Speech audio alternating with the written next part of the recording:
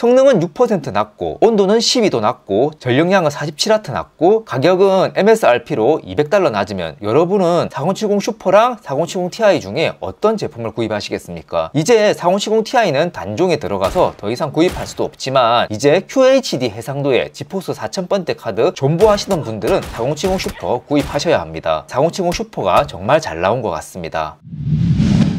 안녕하세요. IT를 사랑하고 세상의 모든 것을 다 리뷰하는 세살이TV입니다. 오늘은 2024년 1월 17일 저녁 11시입니다. 그리고 엔비디아의 새로운 그래픽카드 지포스 RTX 4070 슈퍼 오버클럭 모델들의 엠바고 해제 날이기도 합니다. 기가바이트 공식 유통사 PC디렉트에서 저한테 기가바이트 지포스 RTX 4070 슈퍼 에어로 OC 12GB 모델 엠바고 리뷰할 기회를 주셨습니다. 정말 감사합니다. 광고비는 받지 않고 그래픽카드만 대여받았고 100% 제 주관적인 리뷰를 할 예정입니다. 오늘 4070 슈퍼와 비교할 그래픽카드는 4070 Ti 레퍼런스 모델입니다. 4070 Ti 출시 초기에 구입해 실제로 사용하고 있는 사람으로서 여러분들이 통수하는 걸 처음으로 당해봤습니다. 네, 제 개인적으로 마음이 너무 아프지만 또 뛰어난 그래픽 성능을 여러분들이 합리적인 가격에 이용할 수 있습니다. 이로 인하여 PC 시장이 다시 살아난다면 컴퓨터 유튜브를 운영하고 있는 저는 더더욱 PC 시장에 밝은 미래가 있다고 생각합니다. 제가 이번에 리뷰하게 된 기가바이트 지포스 RTX 4070 슈퍼 에어로 OC 12GB 모델은 쿨링에 굉장히 신경을 많이 썼다고 합니다. 기가바이트가 채택한 쿨링 방식이 윈드포스 쿨링 시스템이라고 합니다. 이 3개의 90mm 블레이드 팬 중첩 설계 와 3개의 팬이 회전이 서로 반대 방향으로 회전을 하는 얼터네이트 팬 디자인을 채택해서 원활한 공기 흐름으로 인해 더욱 쿨링이 잘 되게 제작을 했습니다. 그리고 제로팬 기능이 있으며 쿨링팬은 그래핀 나노 윤활유를 써서 조용하고 팬 수명은 2배 이상 연장시켰다고 합니다. 튼튼한 히트싱크와 구리 히트 파이프 설계로 빠르게 열을 전도하고 해소시키고 단단한 메탈 백플레이트에는 스크린 쿨링 시스템을 도입해 열 방출에 더욱 심혈을 기울였습니다. 그리고 여기는 RGB 조명이 나오는 곳인데 1677만 가지 컬러 조합을 지원해서 커스텀으로 아주 예쁘게 제작이 가능합니다. 그리고 듀얼 바이어스 채용으로 OC 모드, 사일런트 모드 두 가지 모드를 선택해 사용할 수 있는데 저는 모든 벤치 테스트를 OC 모드에서 했습니다. 제 기준에서는 OC 모드도 정말 조용했습니다. 그리고 전원부 포트는 12V 하이파워로 되어 있습니다. 일단 이것은 공식 스펙에 다 나와 있는 내용이고 기가바이트 지포스 에어로 OC 제품은 화이트 빌드 디자인으로 너무 예쁘다는 거예요. 저처럼 그 화이트 덕후들에게는 이 화이트 실버 투톤 디자인이 정말 매력적으로 와닿습니다. 엔비디아 황 회장님, 제가 4070 Ti 실유저로서 조금은 섭섭하지만 정말 이번에 출시한 3가지 슈퍼 모델들 급 나누기를 이렇게 잘할 수 있다니 정말 놀랍습니다. 이제 4070 슈퍼 모델 3D마크 테스트부터 리뷰 시작하겠습니다. 3D마크 테스트 하기 전 제가 테스트하는 환경과 스펙에 대해 알려드리겠습니다. 실내 온도는 21도에서 22도 사이를 유지했으며 모든 벤치마크는 인케이스 상태에서 실행되었습니다.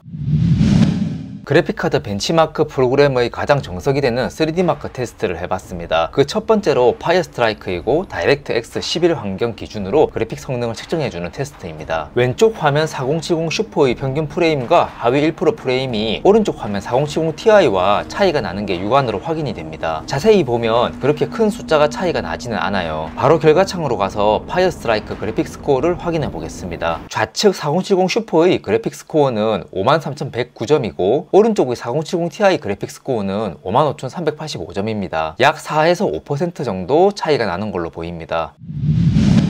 두 번째로 타임스파이이고 다이렉트X 12 환경 기준으로 그래픽 성능을 측정해주는 테스트입니다. 요즘은 파이어스트라이크 점수보다는 타임스파이 점수를 참고를 많이 합니다. 양측 그래픽 카드의 평균 프레임과 하위 1% 프레임 차이가 파이어스트라이크만큼 큰 차이가 없어 보입니다. 바로 결과창으로 가서 타임스파이 그래픽 스코어를 확인해 보겠습니다. 좌측 4070 슈퍼의 그래픽 스코어는 21,903점이고 오른쪽 4070 Ti의 그래픽 스코어는 23,347점입니다. 약 6에서 7% 정도 차이가 나는 걸로 보입니다. 마지막 세 번째 테스트는 포트로얄이고 다이렉트X 레이트레이싱 API를 사용하여 그래픽 성능을 측정합니다. 바로 결과창으로 가서 포트로얄 그래픽 스코어를 확인해 보겠습니다. 좌측 4070 슈퍼의 그래픽 스코어는 13,440점이고 오른쪽 4070 Ti의 그래픽 스코어는 14,306점입니다. 타임스파이와 비슷하게 약 6에서 7% 정도 차이가 나는 걸로 보입니다. 이제 3D마크 3종 테스트 결과를 직관적으로 보기 쉽게 표로 만들어 차이를 보여드리겠습니다. 포트로얄에서는 약 6.4% 차이를 보여줬고요. 타임스파이에서는 약 6.6% 차이를 보여줬고 파이어스트라이크에서는 약 4.3% 차이를 보여주고 있습니다. 기가바이트 지포스 RTX 4070 슈퍼 에어로 OC 12GB 모델이 오버클럭 모델이라 코어 클럭이 높아서 4070 Ti와 그렇게 큰 차이를 보여주지는 않습니다. 컴퓨터를 좋아하는 사람의 입장으로서는 엔비디아가 좋은 라인업을 내놔서 기쁘지만 4070 Ti를 보유한 사람으로서는 조금 슬픈 감정이 교차를 하네요. 먼저 국민 FPS 배틀그라운드부터 테스트를 진행하겠습니다. 게임 테스트는 4070 슈퍼와 4070 Ti에 가장 어울리는 QHD 해상도로 모두 테스트했습니다. 배틀그라운드 해상도는 QHD에 렌더링은 100으로 설정하고 전반적인 그래픽 품질은 울트라로 설정했습니다. 그래픽카드 성능을 비교할 때 하위 1% 프레임 방어보다는 평균 프레임을 보셔야 합니다. 제가 여태까지 CPU, 램, 그래픽카드 전부 리뷰해보면서 가장 민감하게 반응하는 게임이 배틀그라운드였습니다. 그만큼 최적화가 잘 안 되어 있는 게임입니다. 그리고 좌측의 기가바이트 지포스 RTX 4070 슈퍼 에어로 OC 12GB 모델의 온도는 58도로 굉장히 낮은 반면 우측의 엔비디아 지포스 RTX 4070 Ti 레퍼런스 모델의 온도는 70도까지 육박합니다. 제가 다른 제조사의 4070 슈퍼 모델을 측정하지 못해 정확하지는 않지만 기가바이트 에어로 OC 모델이 굉장히 쿨링에 신경을 쓴 것 같습니다. 그리고 전성비도 4070 슈퍼는 219W이고 4070 Ti는 266W네요. 성능은 6% 낮고 온도는 12도 낮고 전력량은 47W 낮고 가격은 MSRP로 $200 낮으면 여러분은 4070 슈퍼랑 4070 Ti 중에 어떤 제품을 구입하시겠습니까? 이제 4070 Ti는 단종에 들어가서 더 이상 구입할 수도 없지만 이제 QHD 해상도의 지포스 4000번대 카드 존버하시던 분들은 4070 슈퍼 구입하셔야 합니다. 4070 슈퍼가 정말 잘 나온 것 같습니다. 차트를 보시겠습니다. 4070 슈퍼와 4070 Ti의 평균 프레임과 하위 1% 프레임이 6% 밖에 차이가 안 난다. 숫자로는 느낄 수 있지만 실제 체감은 거의 불가능합니다.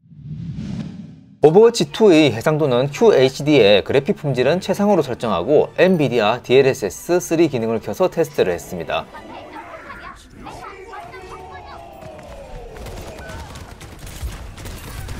차트를 보시겠습니다. 배틀그라운드와 비슷하게 4070 슈퍼와 4070 Ti 평균 프레임과 하위 1% 프레임이 6% 밖에 차이가 안 나네요. 리그 오브 레전드의 해상도는 QHD에 그래픽 품질은 매우 높음으로 설정하고 테스트를 했습니다.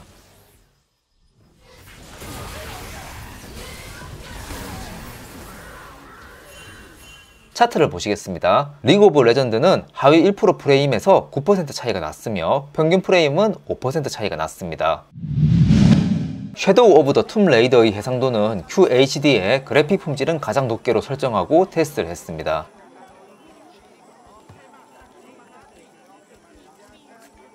차트를 보시겠습니다. 섀도우 오브 더 툼 레이더는 하위 1% 프레임에서 마이너스 1%가 차이가 났으며 평균 프레임은 1% 차이가 났습니다. 이 정도면 오차 범위 내라서 전혀 차이가 없다고 보시면 될 것 같습니다.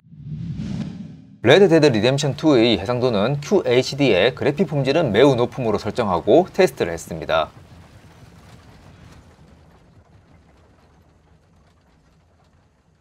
차트를 보시겠습니다. 레드 데드 리뎀션 2는 하위 1% 프레임에서 3% 차이가 났으며 평균 프레임은 3%가 차이가 났습니다. 포르자 호라이즌 5의 해상도는 QHD에 그래픽 품질은 최고 높음으로 설정하고 엔비디아 DLSS 3 기능을 켜서 테스트를 했습니다.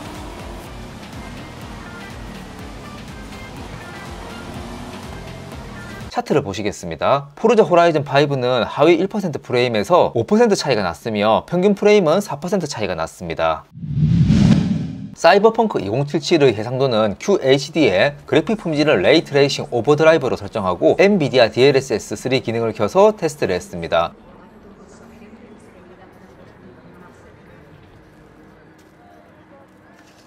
차트를 보시겠습니다. 사이버펑크 2077은 하위 1% 프레임에서 4%가 차이가 났으며 평균 프레임은 5% 차이가 났습니다.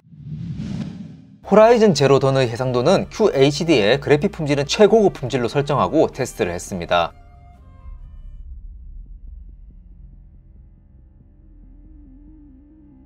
차트를 보시겠습니다. 호라이즌 제로 던은 하위 1% 프레임에서 4% 차이가 났으며 평균 프레임은 2% 차이가 났습니다. 더 디비전2의 해상도는 QHD에 그래픽 품질은 가장 높음으로 설정하고 테스트를 했습니다. 차트를 보시겠습니다. 더 디비전2는 하위 1% 프레임에서 마이너스 2% 차이가 났으며 평균 프레임은 5% 차이가 났습니다. 아바타 프론티어 오브 판도라의 해상도는 QHD에 그래픽 품질은 울트라로 설정하고 AMD FSR3 기능을 켜서 테스트를 했습니다.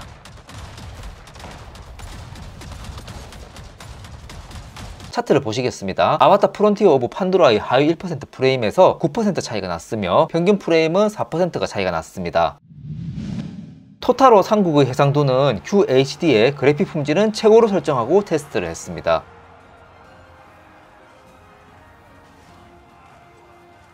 차트를 보시겠습니다. 토타로 삼국은 하위 1% 프레임에서 8% 차이가 났으며 평균 프레임은 6% 차이가 났습니다.